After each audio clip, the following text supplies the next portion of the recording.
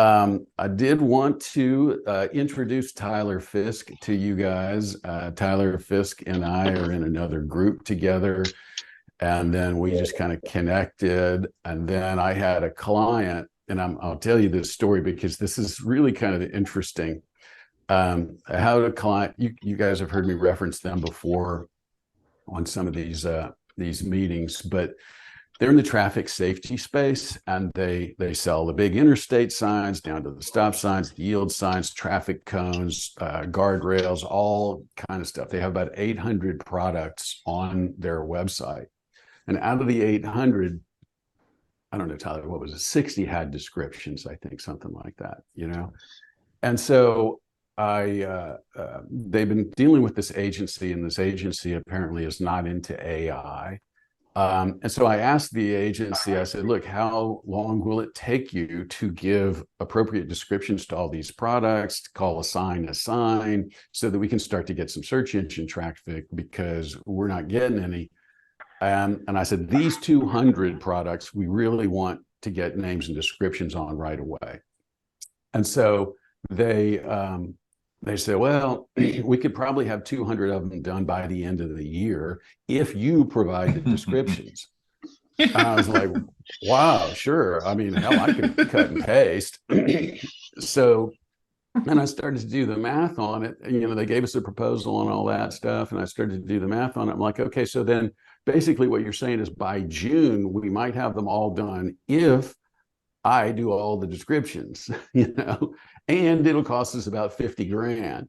So I was like, okay, that's nuts. So I talked to the CEO of the company. I was like, look, if we use AI, we should be able to knock this out in 2 or 3 weeks and get it all done. And I said, let me call my buddy Tyler. And so I called Tyler. I said, Tyler, am I crazy? Or do we think we can get AI to do this, write all the descriptions and all that stuff? And he's like, oh, yeah, we're just going to connect it to this. And he starts describing all this fancy footwork. And I was like, okay, well, then cool. You generate a proposal, and then let's present it to the client. Because, you know, I'm basically the consultant. I'm not doing the execution. So I rely on a guy with Tyler's expertise to do it. So Tyler comes back. He goes, yeah, we can have it done by the end of the month. I'm like, okay. And you know, at a fraction of the cost. So anyway, excited to have Tyler join us today. When I was looking at these GPTs, I thought, what better guy to come and present all of the business use cases around, because most of the things that I've seen, I don't know about you, but most of the things I've seen because it's only been out for like a week and a half, well, for the front facing public, they're kind of lame cases, right? You know, creating recipes and goofy stuff. So I really wanted to get into the business use cases of it.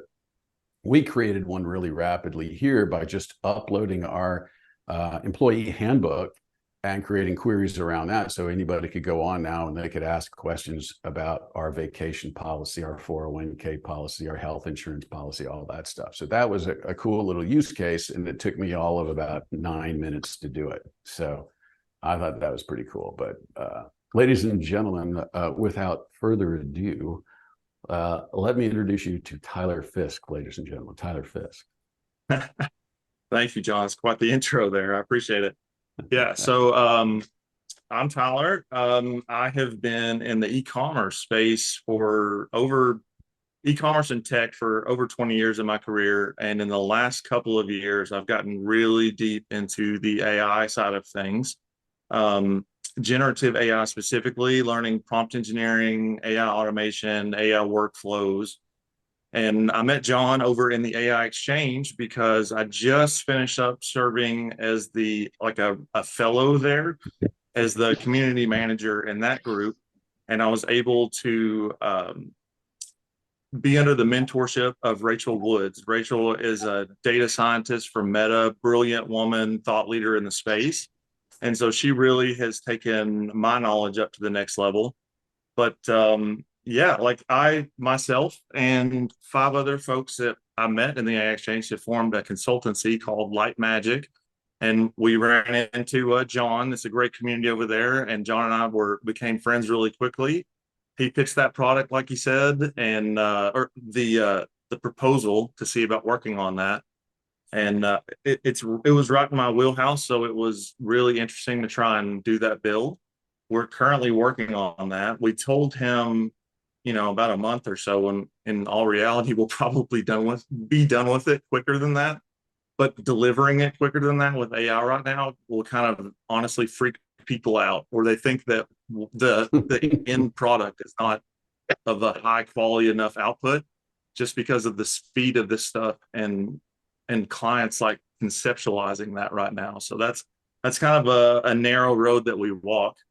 But here the last week and a half, like John said, custom GPTs came out. So we've been really focusing on a couple different strategies around that. Basically, how to use it, how we're using them internally, how we use the assistance API, which is basically the back end way to code that, and how you would like, when does it make sense to use either or.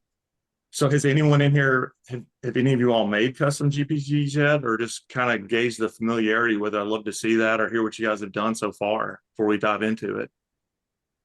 And just remember, y'all, you can keep yourselves unmuted as long as you don't have major background noise, but just speak up and chat away, because I know Tyler's kind of like me. It's hard to see the chat window, but have at it. Yeah, for sure.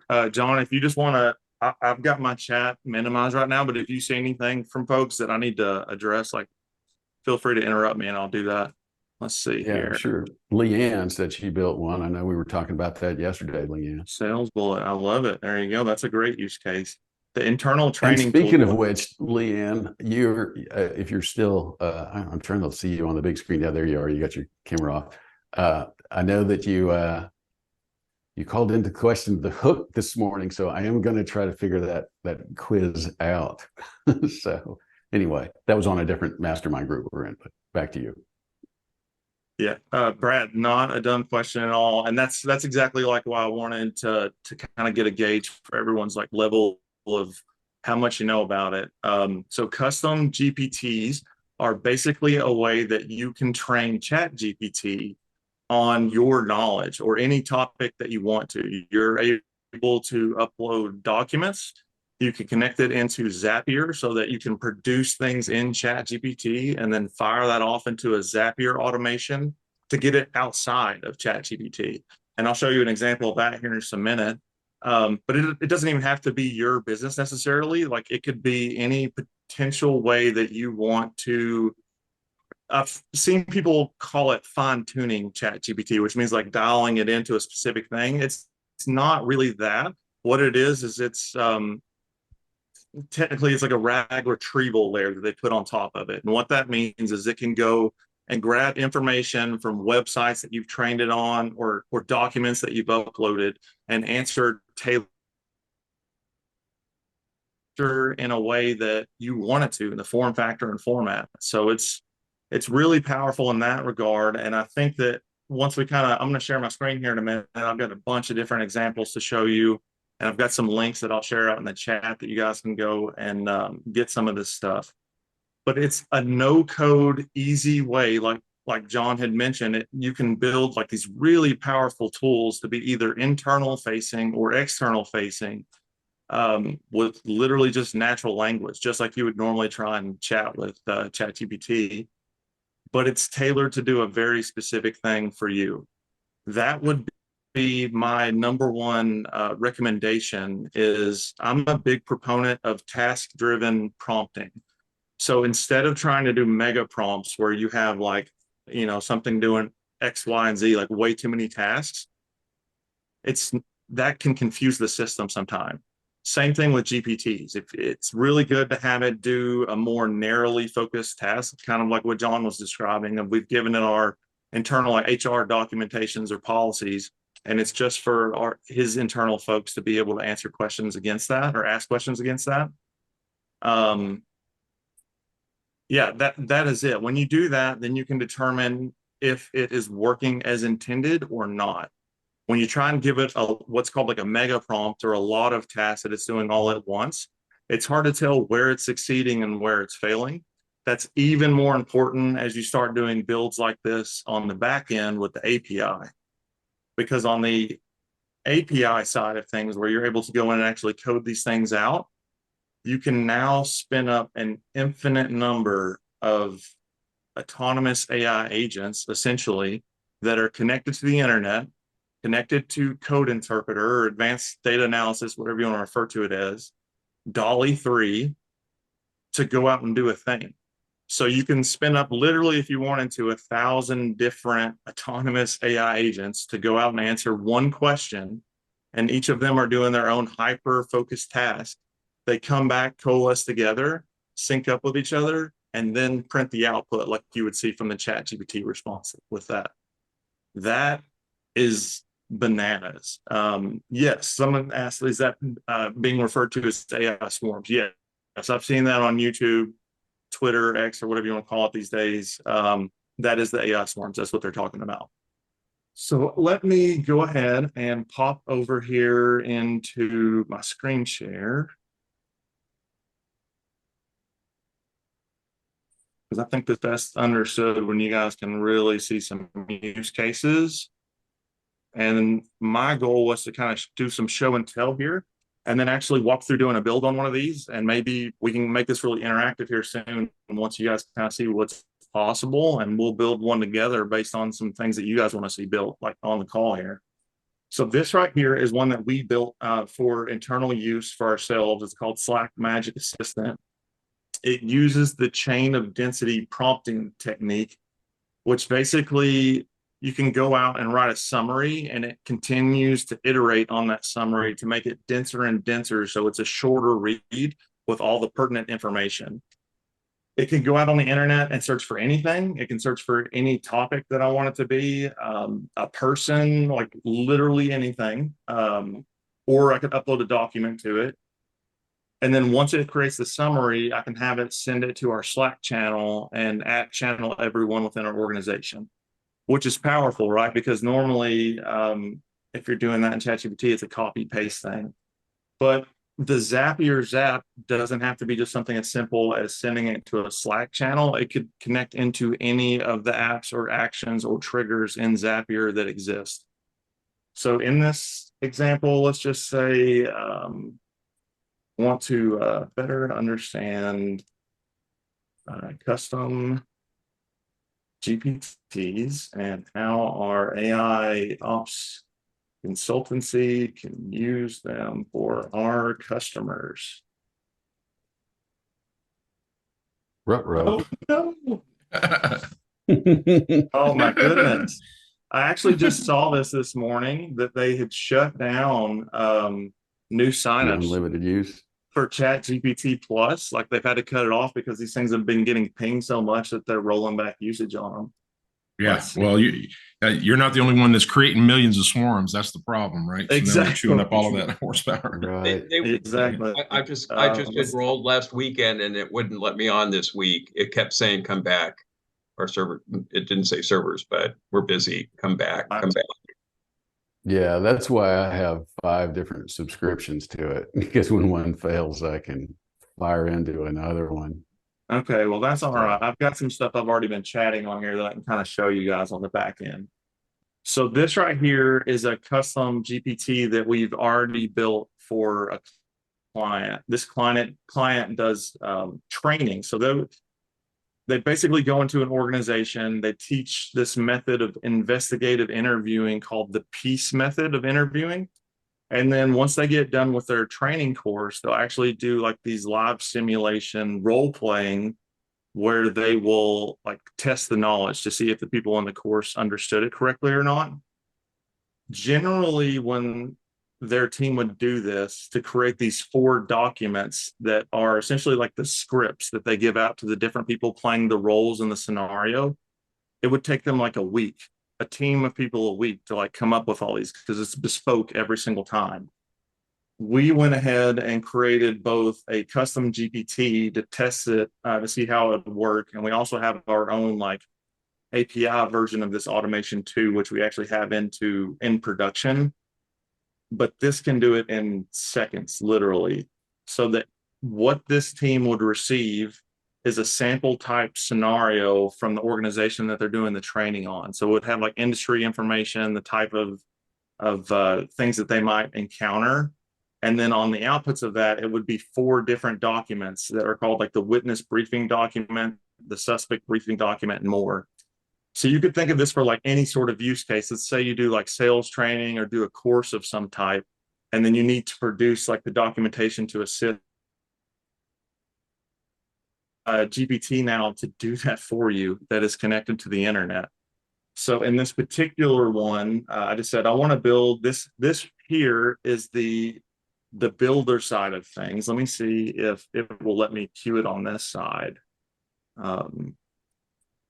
Would like this to be in a more conversational tone of voice. Okay, cool. It looks like this is still on the back end. So you can actually just upload your documents here. So what I did earlier was I just grabbed the Word documents and uploaded it to the retrieval layer here. And those are now stored on this side in the configuration side down here in these documents. I've also got some other PDFs that we use for training as well. And then you can enable like web browsing, the Dolly image generation, and code interpreter down here. This is the action section, which is where it's allowing you to go in and connect into Zapier if the application makes sense to use it for that. And this last additional setting down here is using conversational data in your GPT to improve the results. So it's basically allowing OpenAI to look at the interactions. I always tick that off in everything that I do. I'm not big, especially with sensitive information like this, allowing that to be used in training data whatsoever. And if you're doing this on the API side of things, it's automatically not going to be doing that. So as you can see, once you've spun up a GPT, and we'll build one from scratch here in a minute, it will actually use Dolly 3 to create this little image here, the name of it, a description of it, and it will draft your instructions here along with like conversation starters. So I asked it to go ahead and build a scenario based on the conflict of interest with a space regulatory agency in the US. Like I just made something up here just to see its output.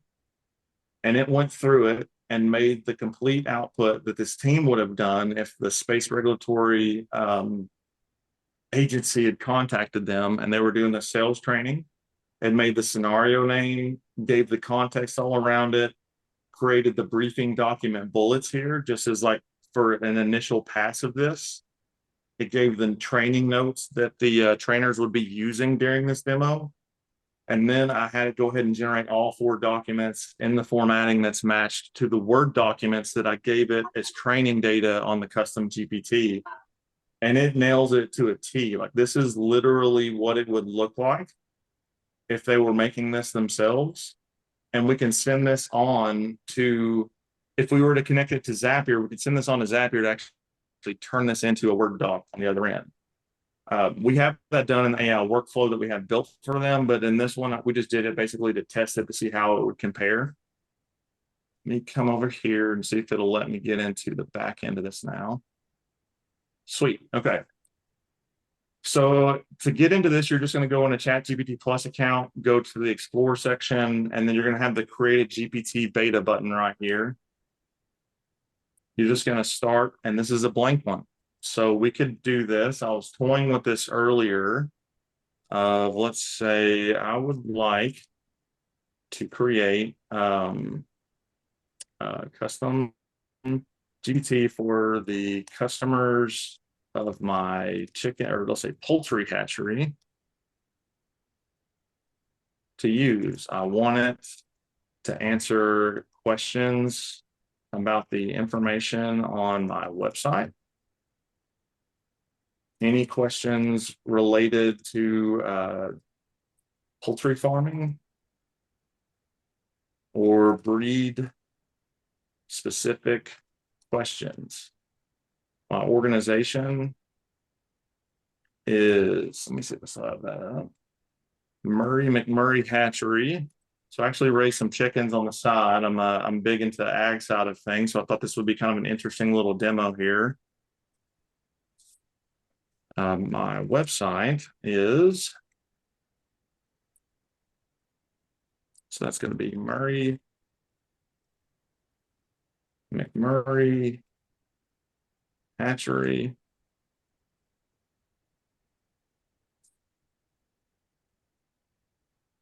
Please review my website to capture the voice, paragraph, information, and branding style. Let's see what we get here. So you can literally go in and do this. This is going to spin up agents that go out and use Bing to go and review the website, gather the information on top of what is already in the training data for ChatGPT. This is also using the GPT-4 Turbo, which gives us the like the updated context window of 128,000 tokens, which is huge. If you guys have been using Claude very much, you would know, like you already know maybe how big that is to have that additional context window. So saying, great, let's start by choosing the name of the GPT. Since it's specifically for Murray McMurray Hatchery, how about we name it Murray's Feathered Friend? Sure, that sounds good.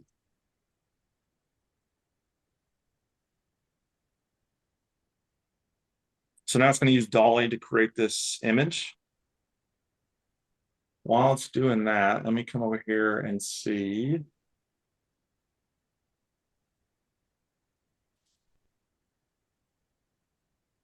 See if I can find a PDF demo here. We'll just do this instead. We'll extend this all out just a little bit for a little training data. I will just do a full page screenshot.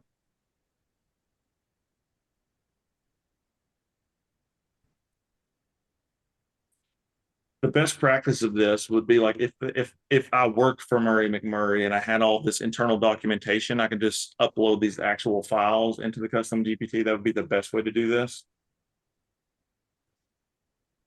So we're going to download that file, save it, come back. Oh, that's not bad, actually. It's got, that's the interesting thing of like, you know, it's getting the text in there for Dolly and it's getting close, but not quite there. But I mean, still for its first shot, it's not bad. So let's go.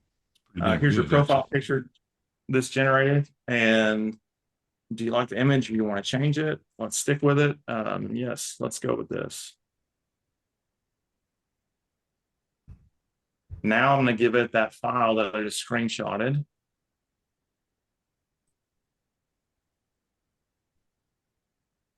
Okay, and also included a screenshot of our FAQ section. Please review this and add it to your training data. So this is a way that I'm doing this just in like a very no code version of this. If you want to do this just in the configuration section, that's where you can really go in and write your own system instructions, your own prompting, add your own files one by one if you want to, if you're comfortable with doing that. If not, the output that you're going to get from the create side over here is really pretty good just on itself. So thank you for writing the FAQ section, the information we incorporated into it. Next, let's talk what should be emphasized or avoided in the responses. Are there any particular aspects of the brand's voice that should be highlighted or any information that should not be shared or emphasized? This is something that you could even ask it. Let's say I'm not sure what areas I should highlight and what information we should not disclose in the chat.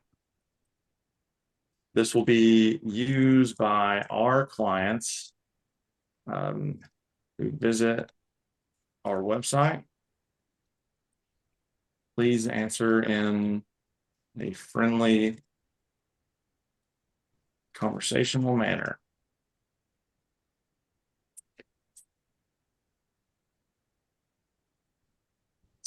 So now it's going to do the update here. And as you can see, it's already creating a preview on this side. Once it does all this and we get this thing to a point where we're ready to actually save it and use it, you have some choices over here.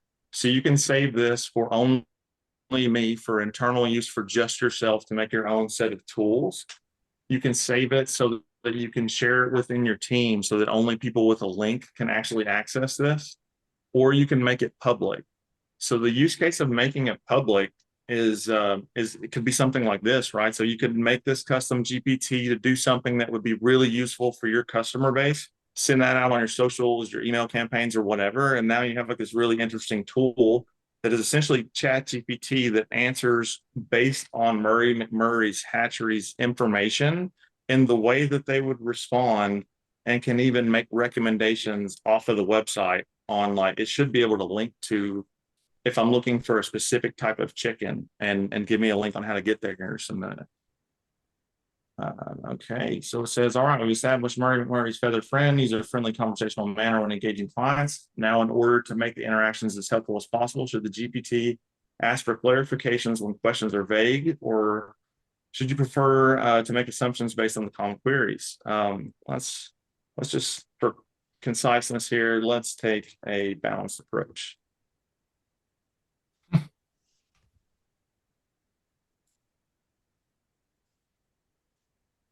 Once it makes this final update, we'll go ahead and start messaging this thing. So you can go ahead and ask it right here, how do I care for newly hatched chicks? Because Murray McMurray sells to a wide range of customers, from people who are just getting their first chickens to people who run full scale, like, poultry operations. Let's see, why is it's generating behind it, but I don't know if it's because of the share on Zoom that it's capturing behind that. Can everyone still see this where it's saying caring for newly hatched chicks? It's grayed out though. We can see it, but it's grayed out. Yeah, it's behind the preview pane. I think that's probably, I don't know whether it's because you were executing a prompt on the left at the same time, but here we go. Let's save it here. So we'll just put it out here. So this is what it would look at on the front end now that we've got it. So again, we're running that. We're not going to wait until then. So we're going to go back into the back end of this. So we're going to come back in here.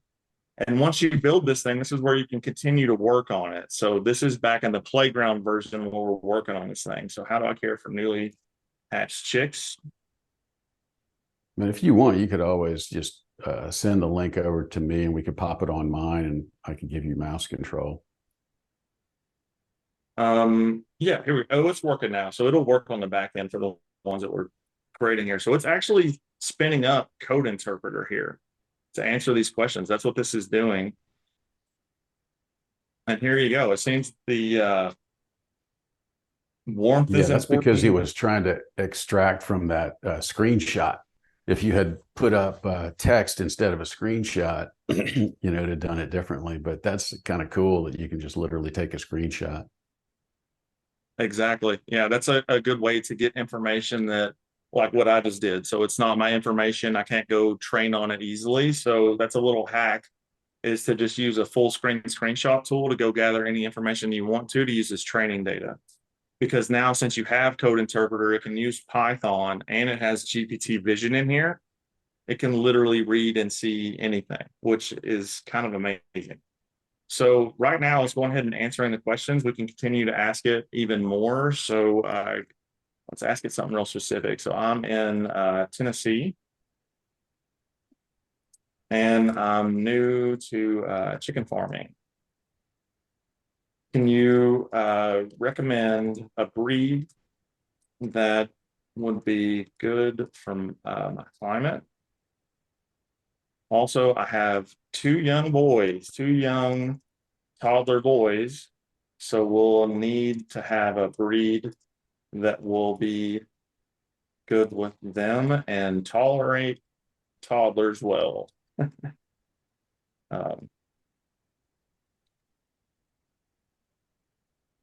And that's 4.5 turbo is so fast. This thing is already answering before I even hardly hit enter. So it knows the climate that I'm in. It already knows about hot summers, mild to cool winters. Buff Orpington, that's actually a really good recommendation. I have some of those on my farm. Barred Rock, I have those as well. Silkies we have here in our yard. So these are all great recommendations. Can you provide me, this may or may not work right now, but let's see here. Can you provide me with a link to purchase the buffs from your website? Yeah, I didn't think it would work on this right now. But basically, you can program this if I was Murray McMurray to give it the site XML files and all this stuff, where it would be able to actually send that to you. So as you can see, like this is a public facing tool that you could build that would be really valuable for your clients. That's one use case. Some of the other use cases that we've got are the internal versions, like the note-taking tools. I have a bunch of these things pulled up here that I'll share afterwards, that I've already prompted some of them that I've been gathering from around the internet, because all sorts of people have been spinning up GPTs, sharing them on Twitter, sharing them on all the different social platforms. This is one that actually creates Twitter hooks and threads.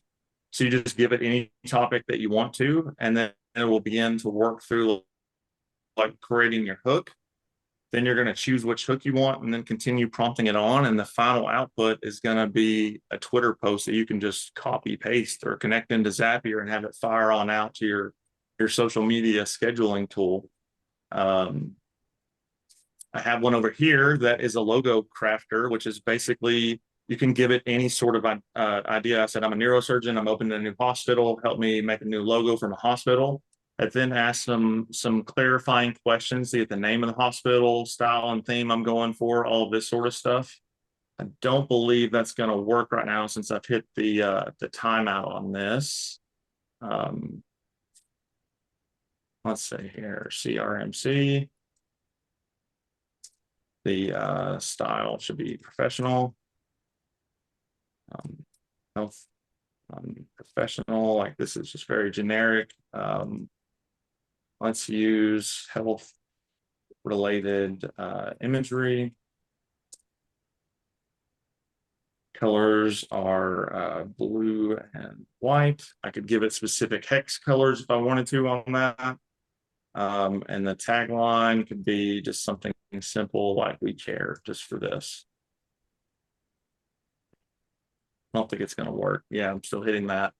So I can show you more on the back end of some of these that have built, but I just want to come through these to give you guys some ideas of what's out there and what can be done.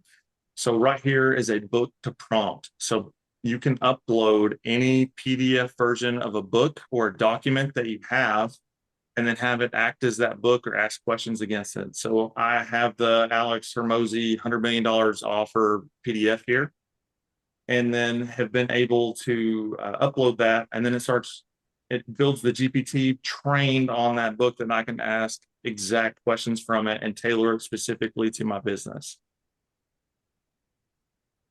Over here is a can I just I don't know what the rules are. May I ask a question? Sure. Yeah, absolutely. Please. This is Sandy. So I just wrote a book with Wiley, actually, and the book is copyrighted, but you can download a PDF, obviously, from multiple places. So Wiley is actually looking at a lawsuit because that information is copyrighted for use in here. Are you concerned about that at any stage or anything, or how are you dealing with that's a copyrighted material and yet you're taking it and using it for other purposes? For sure. That is a great question. That's something that we have talked at length about in the jam sessions we used to do over in the AI Exchange. There's a gentleman named William Love who I cannot recommend him enough for legal advice, specifically around IP and AI. So if you have any questions about that, I would definitely refer you to him. But to answer your question, the way that the terms of service are written for custom GPTs is that the indemnity falls on the creators of the custom GPTs for the outputs and the training data that you're putting into it. So if I would not do this and make something like this public facing, it's different to do that as like an internal tool, because I've actually bought and paid for this book. So if I wanted to be able to ask questions on it as just like a co-pilot for me, the use case of that would be okay. If I was going to turn that around and make that public facing, you're getting into some hot water really quickly. So I would, that's not legal advice, but I would not recommend doing that. That is something that is definitely, as I'm sure a lot of you guys are aware, like the legal ramifications of this stuff is there's several cases in the courts right now. And so a lot of this stuff is to be determined. I know that OpenAI has made it optional now for creators and owners of copyrights to come and ask for their stuff to be removed from the training data. And that is allowing OpenAI to say that they're giving some sort of protection for creators of these things. But in reality, some of the folks that I've spoken to, including William, they don't think that that's really going to hold up, because then that puts it on the people who own the copyrights. Like, that puts it on Alex or Mosey to actually contact OpenAI and say, please don't use my information for training data. You know, that's not a really good legal protection or precedence on that side of things. So a lot of that's to be determined, but I would recommend that you're using your own copyrighted material, your own IP, your own training information, if you're going to make this stuff public facing, because you're also responsible for the inputs and the outputs of this. That's the way the terms of service are written. Thank you, Tyler. That's very helpful. I appreciate it. Yes, ma'am. So let's see here. So Article GPT, this one is set up to be, it was an SEO rich article generator that you could put in any single topic that you want to. It uses SEO best practices. It's connected to the internet, and it will spin up an article that you could have either just copy pasted onto your website, or again, once it's connected into Zapier, you could have it fire on over into whatever CMS tool that you use. This one is really interesting, and I wish this did not time out, because this is one of the really cool ones. I mean, as you guys know, if you've tried doing anything really complex to give yourself superpowers with ChatGPT, such as like coding or doing some really like advanced prompting, or using a tool like Framer or Webflow or Photoshop, like you take your pick and it can kind of like assist you and walk you through that. Now with these custom GPTs, a lot of folks are building specific ones for specific tools to literally walk you through or draft the code to copy paste into whatever it is that you're using. So Grimoire here is actually can give you coding flows, and I think of just about any language you can think of, if I'm not mistaken. This guy is on Twitter. I'll share this link later. He spins up all sorts of different GPTs and coding things, but highly recommend testing this one out. This is a use case of a sports trainer. So you can ask it any sorts of questions that would help you or to improve you in any sort of sport that you participate in. I went ahead and asked it for a meal plan. Not only did it do the meal plan, but it gave me the image around it here, because these things are multimodal. I actually saw one the other day that I played around with that was for it was meant to be used more on your phone, but essentially you could take a couple of pictures of an object that you wanted to sell around your house. It would use vision to recognize what that object is, verify that out on the internet. Then once it could verify that with a degree of certainty, it went back out on the internet and looked in the open market, in the used market, to see what the value of that is, and then would come back and write a marketplace description for you to go list that thing on eBay or Facebook Marketplace or anything that is like SEO rich and has all of the details about whatever object it is that you took a picture of. And I saw that thing tested on everything from a coffee mug to a Marvel Comics slipper, like a house slipper, and it nailed it. Like everything about it had country of origin it was made in and everything, like really just minute details around that stuff just from a couple of images. And Tyler, this only works if you are paying for ChatGPT 4, right? So if you have the free version, this will not work, correct? That is correct. Yeah. So this is for GPT Plus users. So that's $20 a month. Or if you have GPT Enterprise, like if your organization pays for that, you'll get access to this as well. You can also get access to the back end now, I guess, since we because you know they've stopped selling ChatGPT 4 due to high demand. So right now, if you don't have it, you can't get it. Oh, that's wow. I didn't know that. Yeah, that just happened. Yeah, that they did that. And I got in Sunday and they stopped on like Monday or Tuesday, but even though I enrolled and I paid my dues and everything, I couldn't log on because the servers kept telling me come back. So they're just kind of crashy right now. Even if you have Yeah, Paul, that's what happened to me too. I went ahead and decided to splurge on it, but I can't get in. And when I reached out to support, they're like, we're shut off. I did mine on Saturday and they would not, I cannot get in. I'm just Yeah. giving it some time. I'm just figuring they'll put more servers It will. on. They will. They will. Yep. Yeah. I keep getting outage notices. You know, I'm tied into the outage side of it, and I keep getting these outage notices where they're running out of Okay. capacity. Yeah. Yeah, it's been a struggle. Yeah. I just wanted to make sure people knew that this was only for ChatGPT 4 plus. Yeah, it's the same as Popeye's chicken sandwich, dude. When they first come out, everybody's buying them. You can't get a hold of one. Right. Yeah, because Hey. the other big announcement with this is not that you guys can roll this out for your own internal use cases or external use cases. They also announced that they're going to be coming out with a marketplace, which is essentially an app store. So that is why everyone is really excited about it. That's in like my line of work, because this is essentially Right. like the launch of the Apple App Store, where there are not very many. There's not a lot of details around that yet. They teased it really hard on the dev day last Monday, and they said that they're going to share a portion of the revenues with creators for the most popular GPTs, is I think exactly how they phrased it. So I'm going to be really curious to see what that actually looks like when they come out with X's and O's on that. Mhm. But that could be a real opportunity once everyone gets access to be able to use this again, to not only launch GPTs for yourselves, but to go ahead and get really good internal tools that you use that you think other people would use. Like, you now basically can become an app developer for your industries, for your specific use cases or whatnot, and then launch those to get paid for them in the App Store, which Yeah, a no code app developer, to be specific. You don't have to know how to code, exactly, which is a big deal. Yeah. yeah. And it's connected into all of the latest, greatest capabilities of this with, like I said, it has code interpreter, it has vision, it has Dolly 3, it's multimodal. There's another one that I saw that's meant to be used on your phone that was teaching folks how to speak English.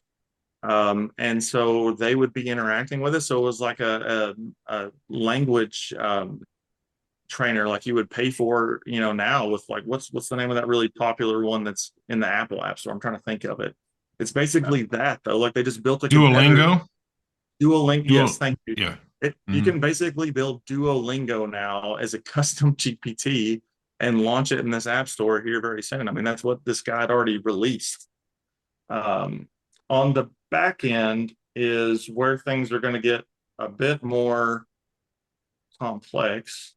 And bear with me, my computer is. You got a few minimized, Yeah. huh? Hey, John, Yeah. you're not alone. I know. No. I was going to say.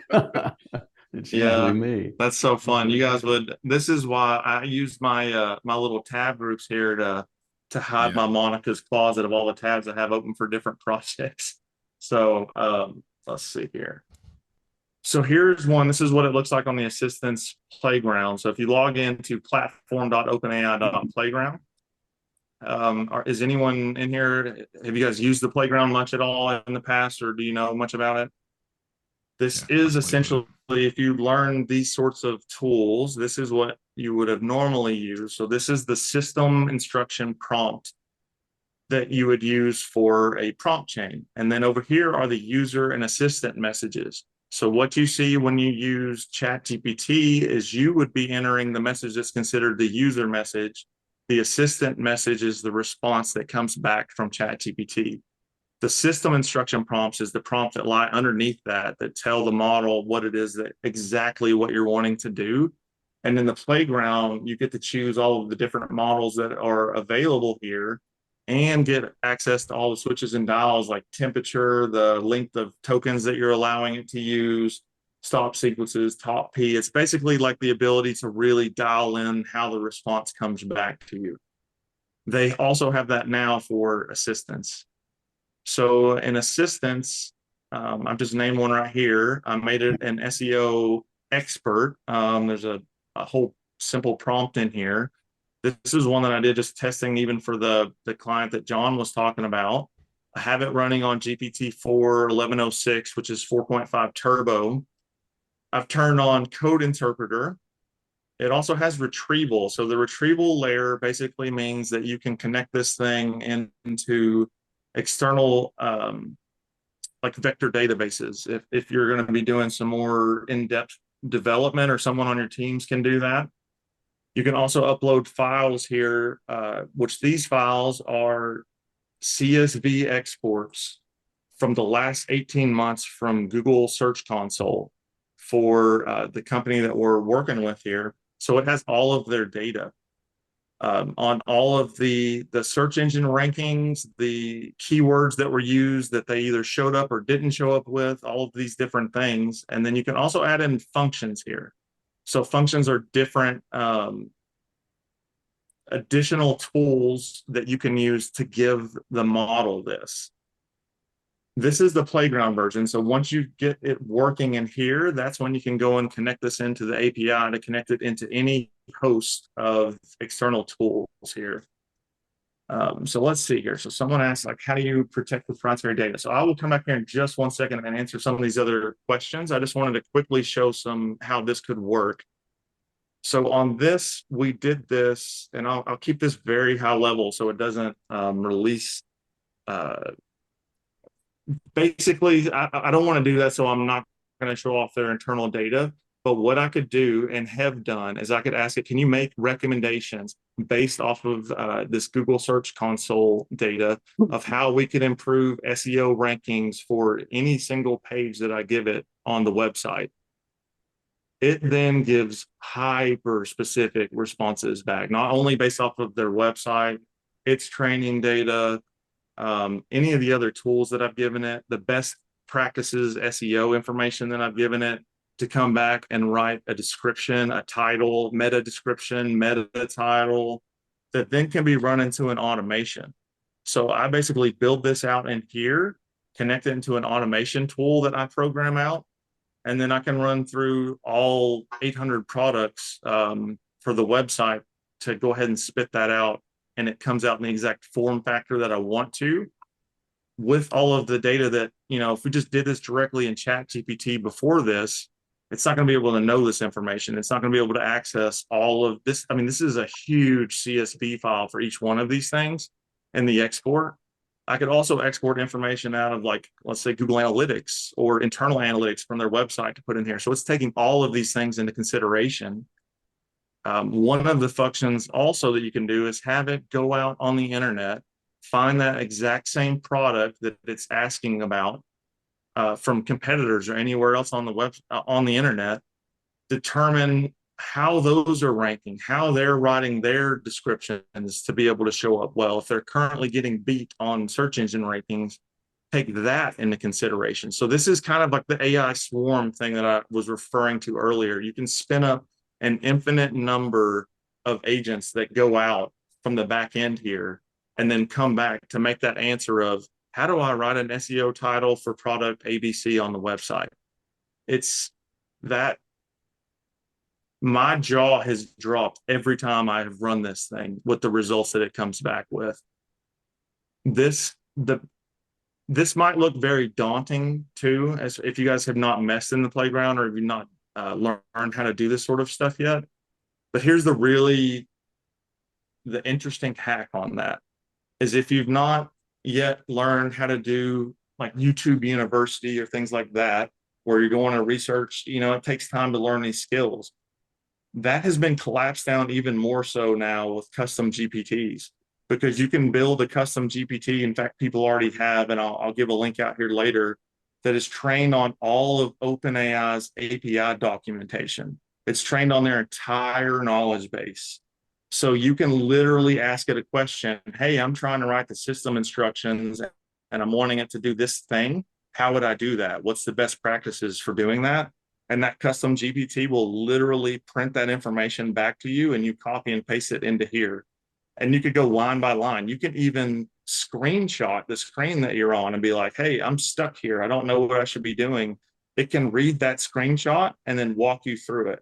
So the best way, I'm saying that because it's really important to learn the custom GPT side of this stuff, but the playground is really where it's going to be at. This is where you get complete access to all of the bells and whistles and have real control, to have enterprise level security, to tie this into any automation tool that you would want to.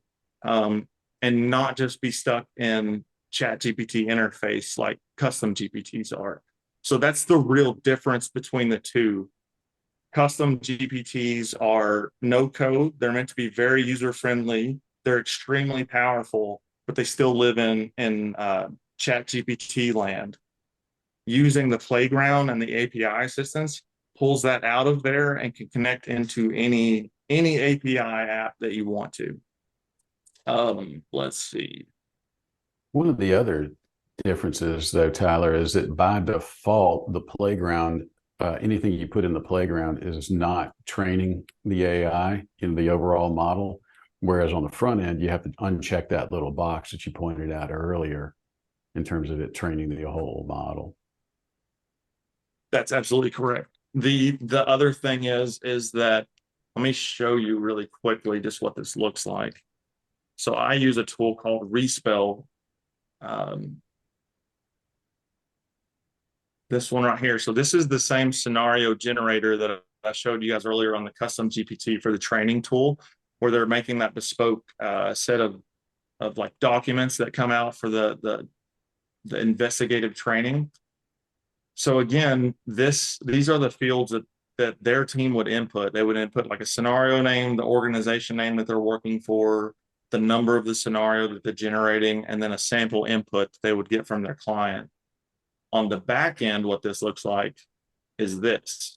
So it's capturing those inputs right here and then running this through the API through this, like, it looks like a serial killer's wall almost, with like all these strings going everywhere. But it's like, it's running it through the API. And then I have access to any of the models here on the back end. So I'm running this through any of OpenAI's models, any of Anthropic's models, any of Cohere's models. I can API in and out of literally any app, Airtable, HubSpot, Slack, you name it, we can connect into it.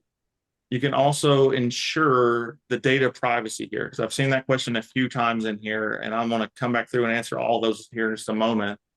But doing it through the API side of things is the only way I would roll this stuff out when you're wanting to protect the data, when it's sensitive information, because you can run this through the Microsoft Azure models. You can run this through, which is the enterprise grade security. This is SOC 2 compliant. We can set this up to be HIPAA compliant, where there is no way I would do that in a custom GPT. Not a chance. This is where we can also give it all of the IP of, because this company trains is like the FAA, the FBI, like police department. So they're putting really sensitive information like case files that we're using as like training data for the model of the types of inputs that they would be receiving from those organizations. Like, yeah, we're not going to be putting that on a custom GPT, but here we can do that because we know it has a security factor that, you know, it's suitable for that type of use. That would be the same thing just for like business use cases. Let's say that you guys have like a dental practice or an insurance company or something like that. You're not going to want to be putting your client's personal information into the models on the front end. On the API side of things, we can do that with the assurance that it's not going to be used to train any of the models, and it has the security end to end from input to output. So, yeah, let me stop my share, and then I'm going to come back in here and we'll answer some questions. And I'd love to open this up to, it's a lot, I'm sure, right? Like this is a lot to really take in. So I'd love to answer any questions y'all have, because I'm sure that it's pretty easy to melt people's minds when you start showing the capabilities to this stuff. So let's see. Well, here. Kelly's been tracking questions. So Kelly, if you want to pop them out so Tyler doesn't have to scroll up. Okay, hold on. I did put them directly into Tyler's. Let me go back to that. Hold on, excuse me. There are a lot of comments. Yeah. Well, if you've got a question, you can feel free to unmute and ask away. Yeah. Just in my only general comment, Tyler, is that this got under the hood a lot deeper in some regards, is it really, right? As far as the mechanics go. So I'm sure there are going to be a lot of questions about that. Yeah. One that I can remember off the top of my head was how many documents can you upload to the custom, because someone was having a problem with the 10 or above. So Yeah, so I have been able to, it's supposed to be infinite, correct? Like, so you're supposed to be able to put as many as you want to in there, but because they're having such kind of like a bumpy rollout, you might hit some limits on that now, but their intent is to have it infinite, because the way that a RAG retrieval layer works, which is, I said RAG earlier, that is basically, it's creating a vector database, right, out of all the things that you upload. So it can go through all of that information, like as much as you want to put in there. It will pull out based off of like the keyword search that it's performing, what's the most applicable information it needs to go retrieve from all those documents that you upload to bring that back together to make the answer, essentially. I mean, it is just basically, it's a smaller scale version of the real GPT, right? I mean, it builds a neural net and the whole 9 yards, right? Just you can't hardly overload when you put that much information. It's trained on the entire internet, so that's why they're saying you can put all the documents that you got wrist speed to load in there, because that's really small compared to what it's used to doing. So. Yeah, exactly, and the fact that it's running on GPT 4.5, which has 128,000 token limit now. To put that into perspective, that means that just in this single chat thread, and it's optimized for better than this. That is bigger than like the entire Great Gatsby book, the entire thing, that it can answer every single minute detail about that. But that's just in one running thread there. Let's see. Can you give me here's another one that I actually would like to know is, and Neil asked, is ChatGPT pulling info from both the internet, website, and info you're uploaded to the custom? That's what I'm curious about too. How do you keep it in its lane? Yes, so that is where you have a choice when you're making it. You can tick on or off web browsing.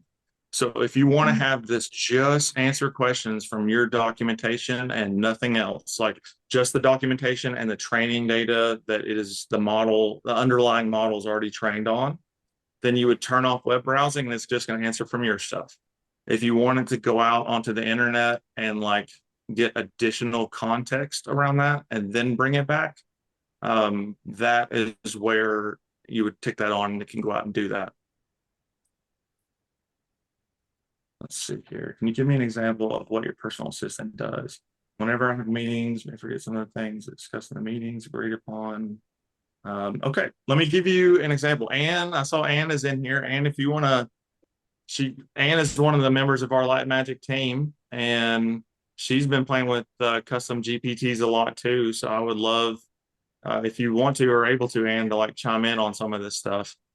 The use cases, someone asked about a personal assistant. So one of the things that we have spun one up to do is like all of our sales calls essentially are done on Zoom anymore. So they're recorded, they're transcribed, we get them.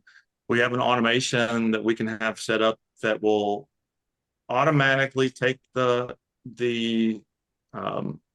transcription, already have the client name, knows all of our products, offering and services, everything that we do essentially, and then generate a scope of work for whatever we did on that discovery call. So basically the client, we work through their pain points of what it is they're trying to solve on the call with AI. In the follow-up email, it will give us a draft email with the scope of work in it in our tone of voice that can run through that entire model that's connected to the internet.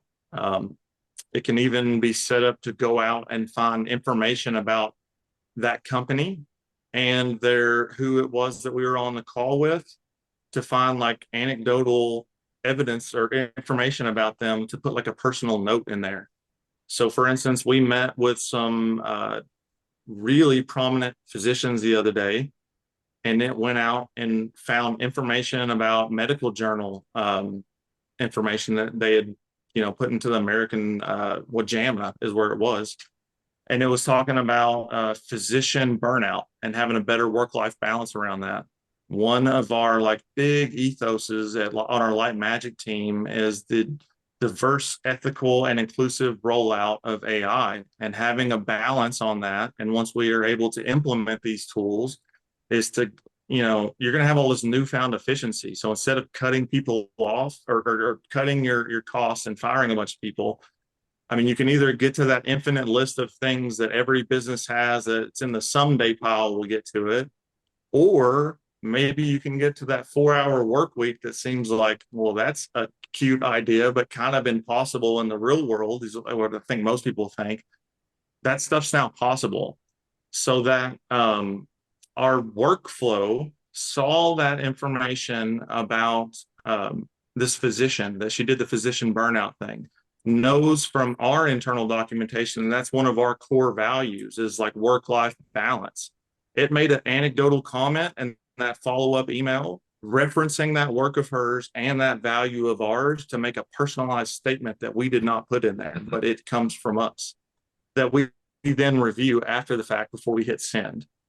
Because I want to be really clear about this, because I say this everywhere, we are big proponents of a human in the loop, is what it's called.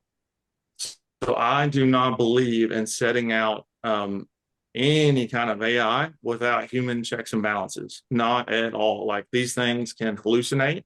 It's not like rote automation where A plus B equals C every single time. That's where, you get variances in this. And so having a person that checks the outputs of that to then make your additional touches to it before you send it on its merry way, like 100%, that's the way you should approach this stuff. Yeah. Tyler, that's a great, I have to tell you a funny story. So I used MeetGeek. John introduced me to MeetGeek. I had set it up to automatically send minutes out. We did this big 100-person meeting. And somebody said in the meeting, let's give Tyler a round of applause. He's such a great hustler. But MeetGeek translated that as a cheat. And the person actually wasn't on the phone. So MeetGeek said, Tyler is a cheater, not a hustler, a cheater. Sent it out to 100 people. And one of us he wasn't on the call. And he called me so upset going, who said I was a cheat? Why did you say I was a cheat? So it's a funny story, but it's not funny, So No, right. now I do not automatically send my notes out. I read everything first. Wow. Yeah. That's a hoot. Hey, real quick, Jeanette had a question, so I wanted to get to that. And then I know a few others, but Jeanette, what was your question? I think you're muted. Or your mic's not working. You're unmuted, but micless.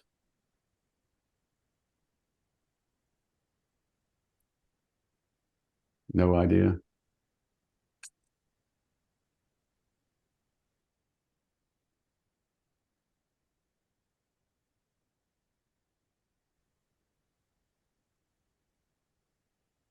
While we're waiting, does anybody else have a question? I know somebody else popped up a question.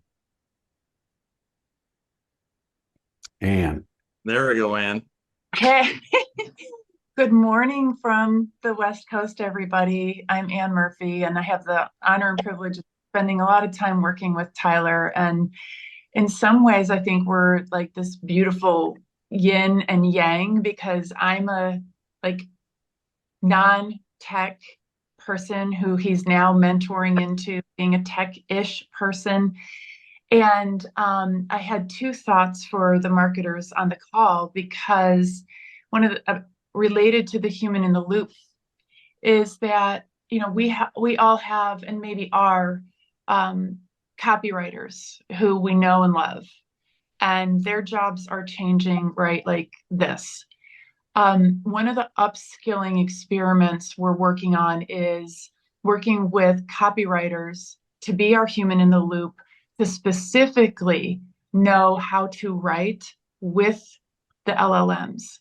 So obviously it's a different kind of writing. And if you've gone into a piece of writing that's been really well prompted, sometimes it's pretty tight. It's hard to change just one thing, and you start changing everything else. And so I wanted to just put that out there in your networks as you encounter folks who are maybe getting less work that one of the ways to upskill them is to work with them to be able to take your content that's generated by LLMs and polish it so it's ready for prime time. I envision having, lots and lots of those folks working with us in Light Magic so that we can send content out that's phenomenal, that has a human in the loop, but that isn't us. Yeah, there's a lot of those examples. I get emails all the time, and I can tell that they are using an AI tool to do the icebreaker opening line, and the opening line is so bad. I'm like, okay, somebody needs to, just go back and review these before they go out. And I don't know how to do that at scale, but your point is so well taken that we're always editing our stuff. To me, it's just like the only difference to me is like when we ever hire a copywriter, it comes back, we review it, and we edit it, right? This is just a faster copywriter. It still needs to be reviewed and edited.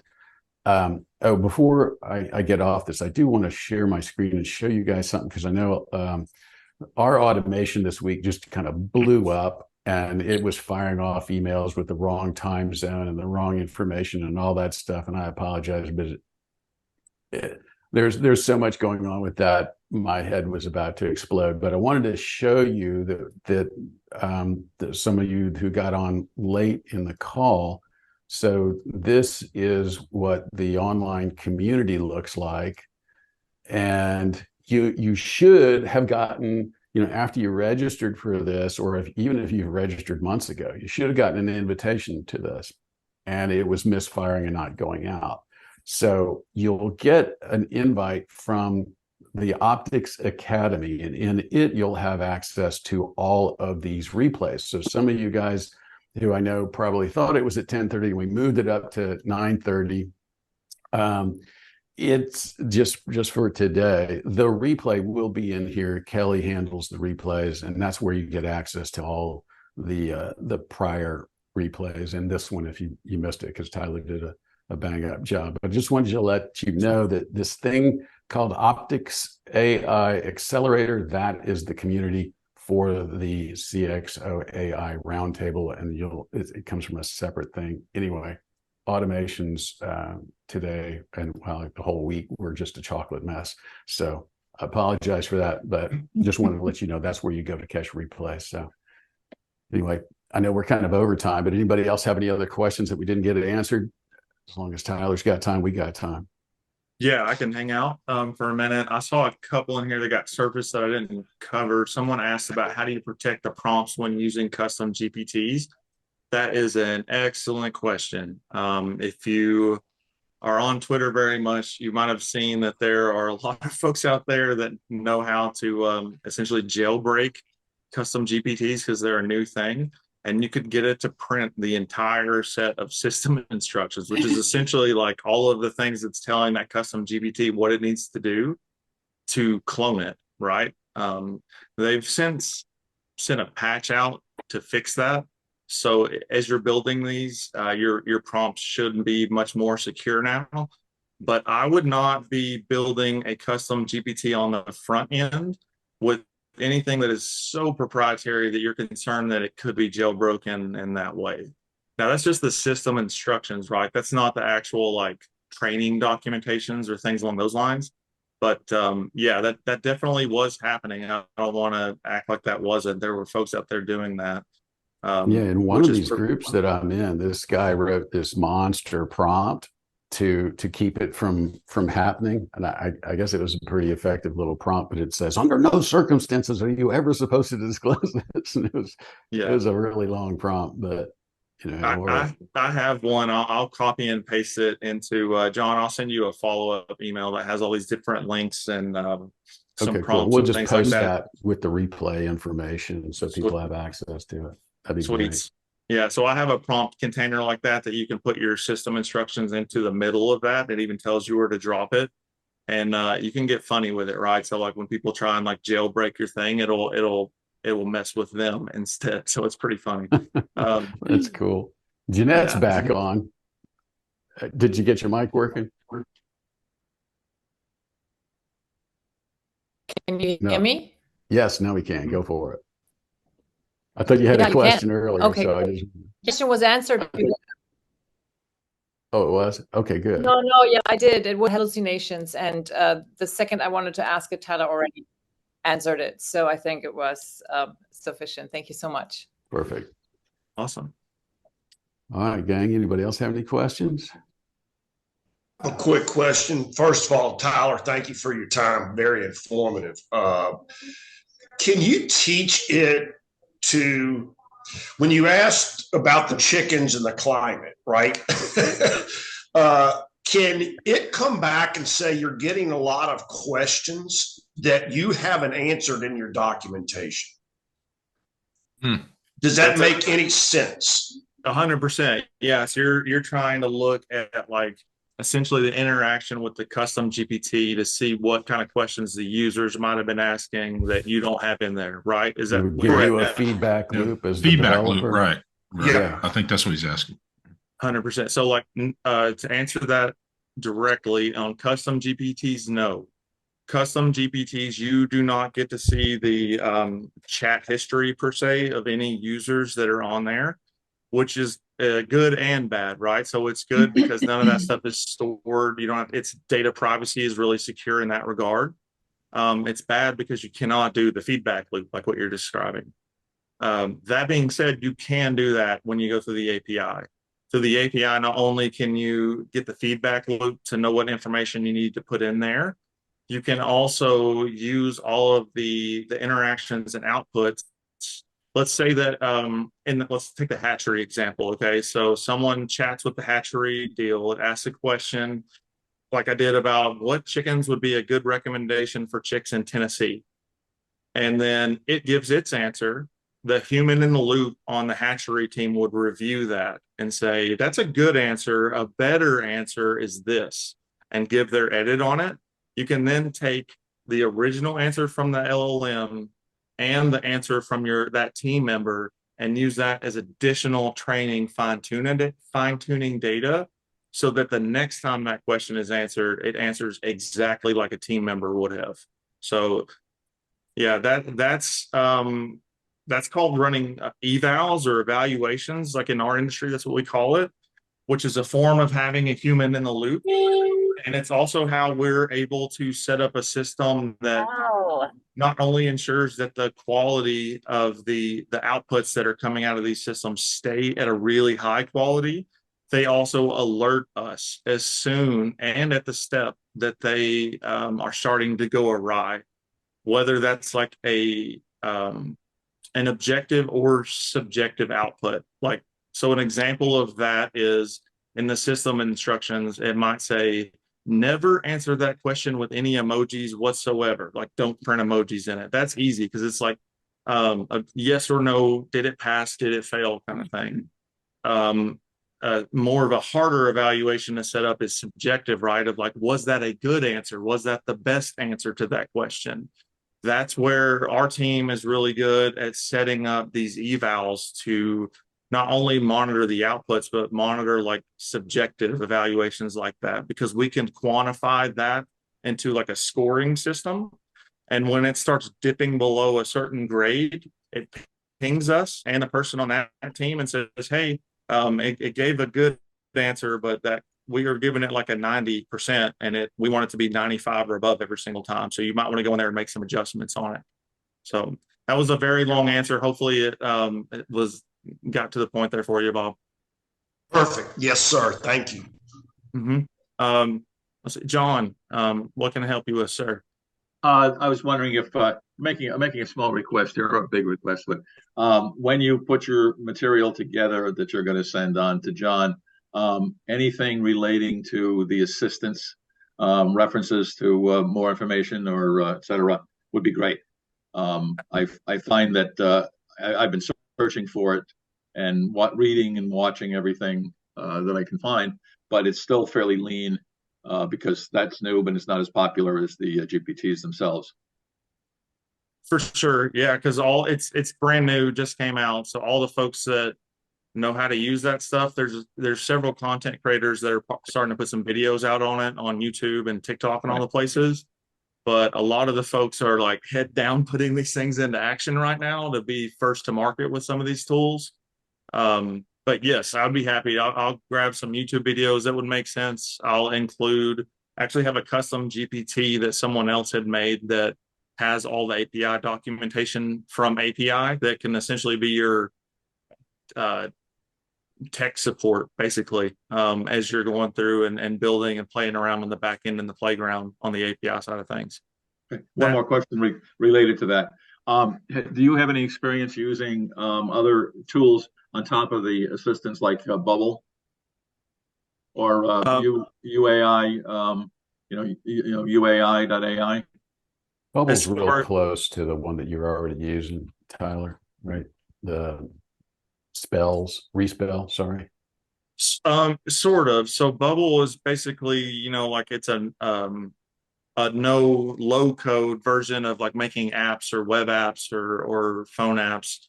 So we are able to tie into that through API integrations. So anything, like if you have some sort of development on Bubble already, we can make the AI automations that tie into that for app functionalities that you're looking at. I don't personally use Bubble a lot myself. I've played around in it, but that's not something I specialize in right now. But we have several people like that we subcontract that stuff out to that we've worked with that we could. So if there's a project that you're asking about, I'd be happy to either connect you with them or go deeper on that. Okay, great. Thanks. Mm-hmm. Cool. Anybody else? I know we're like way over time, so I appreciate y'all hanging out. So any other questions? If not, we will eject. And I know the guys, all you guys who are on the mastermind next, how about we regroup in 10 minutes and we'll fire up that call. So appreciate y'all hanging late. Tyler, thanks so much for your time. Great job. Exactly what we were looking for. And I guess we'll see you guys in 2 weeks. If you have any ideas on stuff you'd like us to cover, feel free to throw them in the community and we'll get it all going. All right. Thanks, y'all. Have a great weekend. Yeah. Thank you guys. Bye.